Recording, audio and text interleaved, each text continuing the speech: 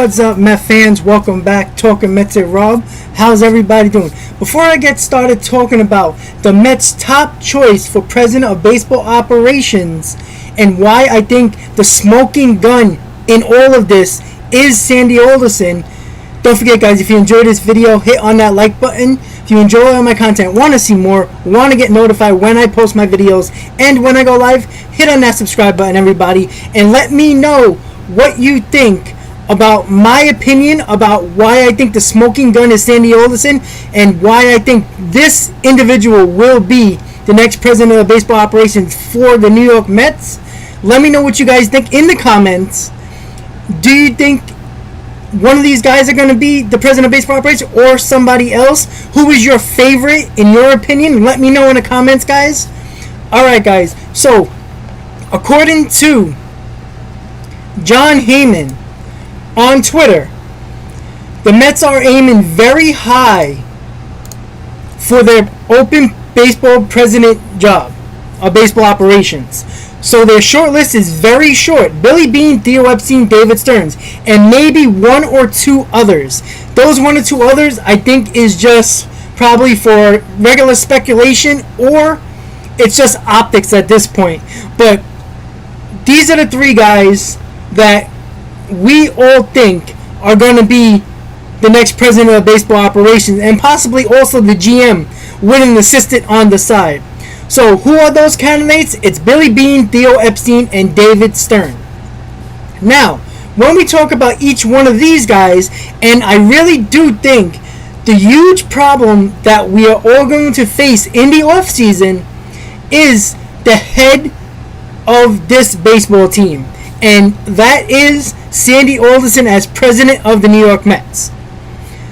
We all know that Sandy's did a terrible job this year, but does that mean the smoking gun in all of this is Sandy Alderson, and who is the possible candidate from the Oakland A's? And we're going to start off with him.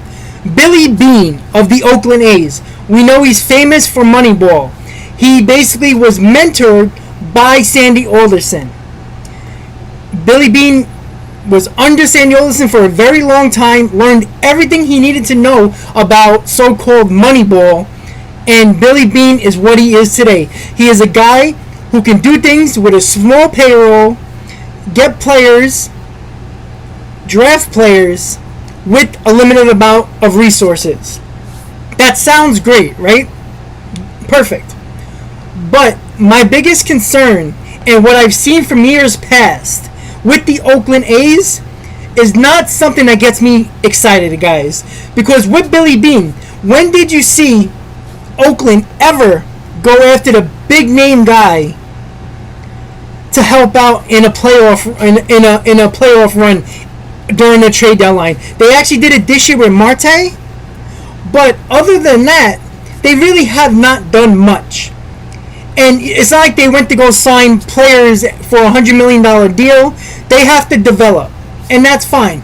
But this New York Mets team is not in the developing stage. If it was in 2010, 2011, when Sandy Alderson came aboard, when the Mets were rebuilding to become a contender, that's what Billy Beane is. Billy Beane finds a way to draft the good players, find a good scouting department where they can find the players that they need internationally or in the U.S. They do that very well. But can Billy Beane come into the Mets organization knowing the ton of pressure that he's going to have? Because there is no pressure in Oakland, let's be honest.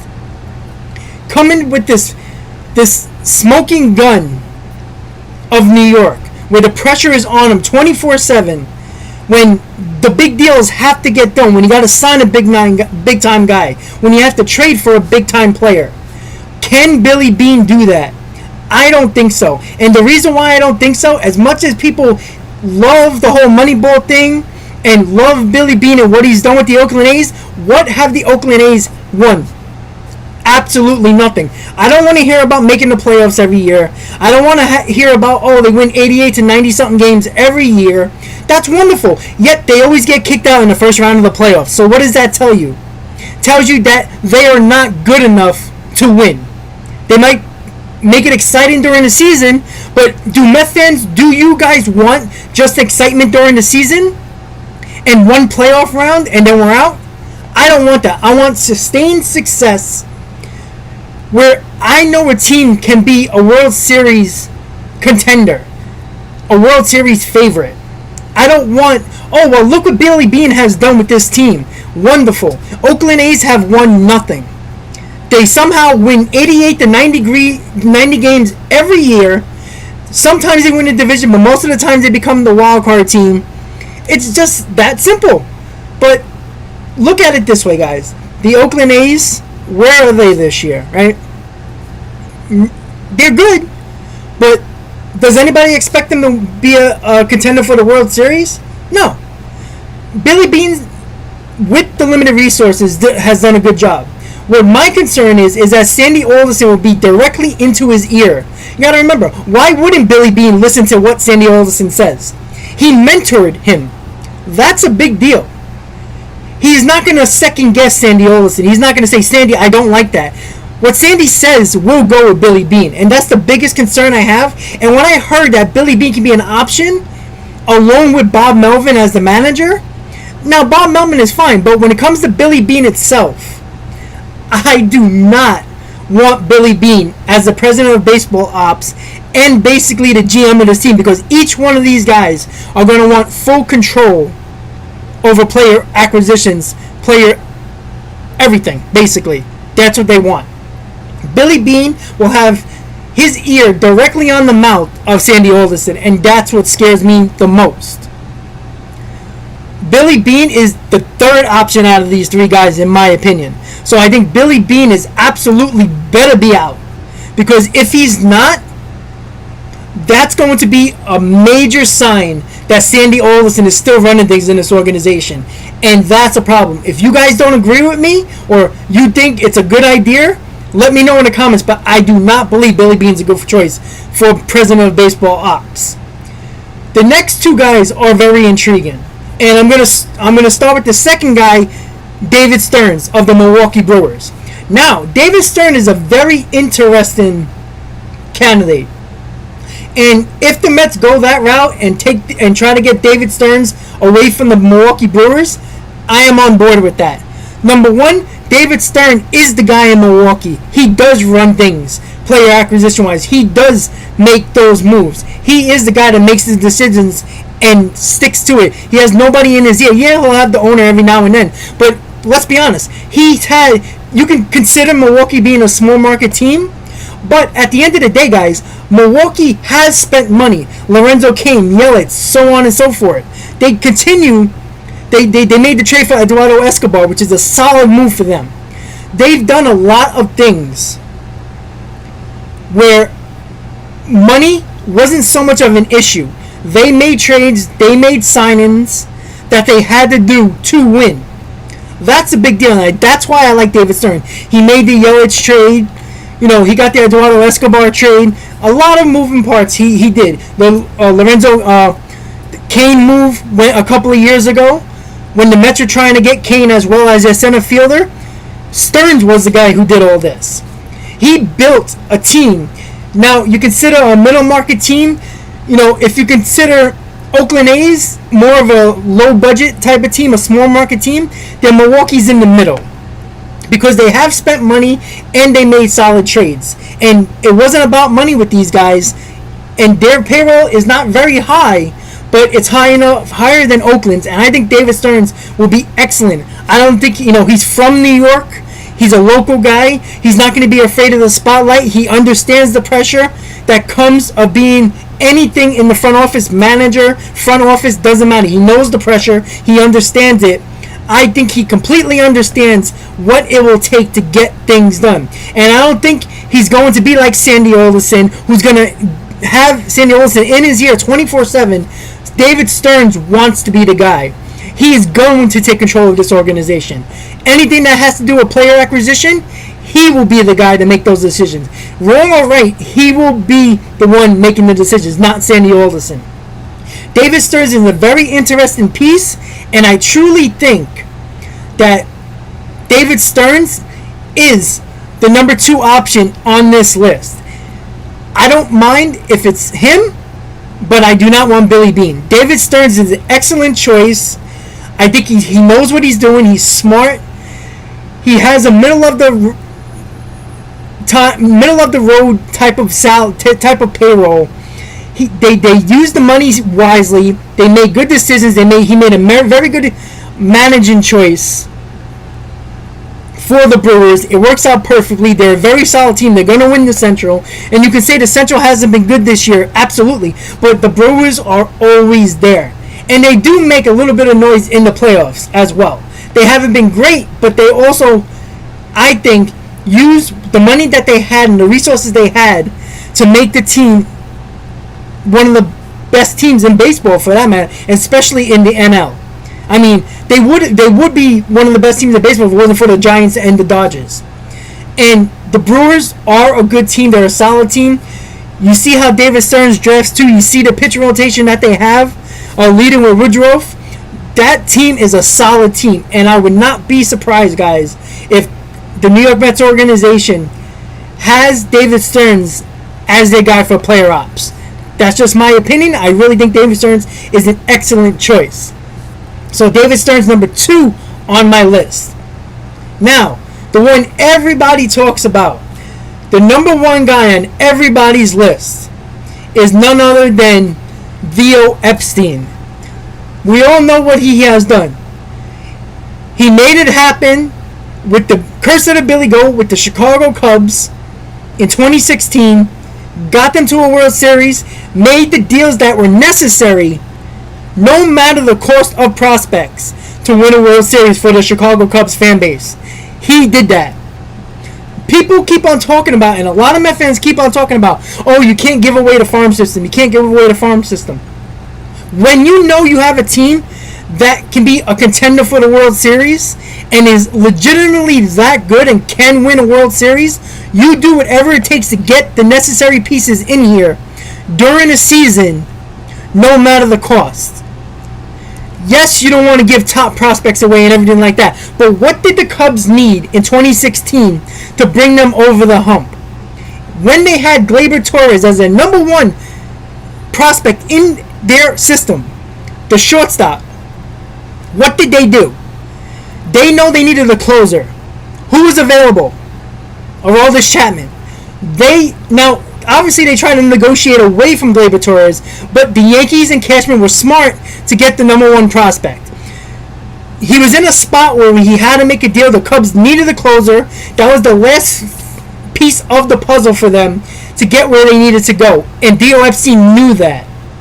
He made other small pieces during that season, but he knew he needed a closer. And there was nobody better at the time than Aroldis Chapman. It cost a lot, but what happened? Aroldis Chapman wasn't great. We all know that. But he was solid enough and helped this team win a World Series. Obviously, it's a collective group effort with the Cubs. But they needed a closer. They got the closer. It cost a lot more than a lot of people expected for a closer, but he did what he had to do. And let's be honest, have Gleyber Torres has been a world beater? That's what a lot of people don't understand when it comes to farm systems and everything like that.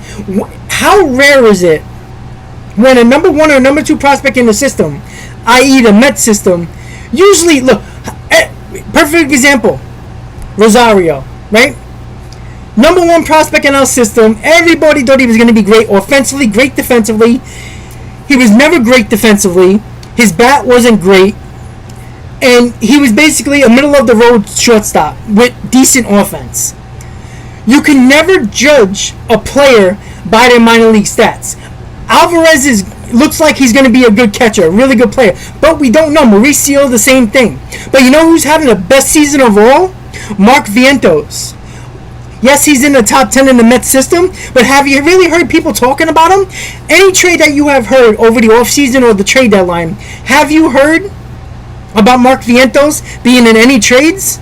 Except for what fans might think about putting him in a trade? Nobody.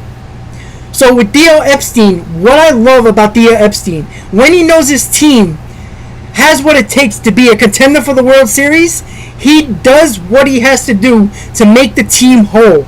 And that's what I love about Theo Epstein. He did it with the Cubs. He built the Red Sox.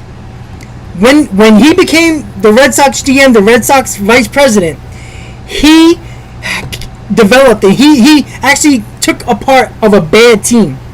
It took a couple of years, but he got it done. The finishing pieces that he needed, the Kurt Schillings of the world, etc. He made sure he had to do what he had to do to get a winning team and bring that winning culture to the Red Sox, to the Chicago Cubs, and I think he'll do that with the New York Mets. Everybody has to remember, we keep so many Met fans are talking about the farm system, and you can't deplete the farm system. Fine. But you have to remember, the same people who talk about the farm system are the same people who are not talking about who is on this team. Is basically the majority of our farm system. Nimmo, Conforto, Alonso, Smith, McNeil. Right? That's basically almost 75% of your lineup. That's a big deal. Not including the pitchers like DeGrom, like McGill. Pitchers like that, David Peterson, and so forth. You brought up your core from your minor league system to develop this core team that you're going to work around and put pieces around. Once again, guys, everybody wants Javier Baez, right? Let me know where Ronnie Mauricio is going to play in a year or two. He's projected to be up next year. He's not going to be on this team. Where is he going to play? If you're so focused on Javier Baez and possibly Chris Bryant, there's nowhere to play Mauricio. He is trade bait. Use him now when his stock is very high to get what you need to fill up this roster and put the pieces around the core that we have that I just spoke about. Theo Epstein would 100% do that, guys. That's what you have to look at with Theo Epstein. He gets it done. He knows what he has to do, and he is not afraid of making the deal and giving away prospects when the deal is right.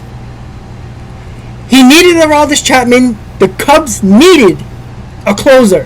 He got it done. It cost him, but he got the World Series ring, and no Met fan, and I don't care what anybody says, no Met fan is going to complain when this team wins the World Series and you're going to worry about the farm system.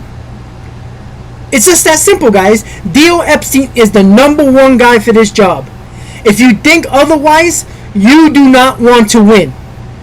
You have that Wilpon illness, that sickness, that Wilpon feeling that you can't get over.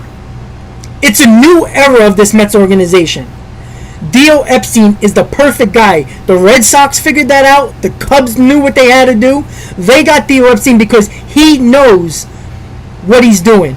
And any organization sees that Theo Epstein will do whatever it takes to bring a winning culture to this team and get the pieces around the core that they already have to make them a championship team. Theo Epstein, guys, is my #1 choice. The top choices for the Mets is a very short list, guys. It comes with Billy Beane, David Stearns, and Theo Epstein. In that order, Theo Epstein, David Stearns, Billy Beane. Those are my top 3 choices, 1 to 3. Let me know what you guys think. Thank you guys for watching. Don't forget, guys, if you enjoyed this video, hit on that like button. If you enjoy all my content, want to see more, want to get notified when I post my videos and when I go live, hit on that subscribe button, guys. Don't forget to hit that notification bell so you get notified when I go live and when I post my videos. You will be the first to know when I post them and when I go live, guys. Let me know what you think in the comments, guys. I really, really appreciate to find out exactly what your thoughts are about these 3 candidates and who is your favorite candidate to run this Mets organization. I want to thank you guys for watching, and as always, Met fans, let's go Mets.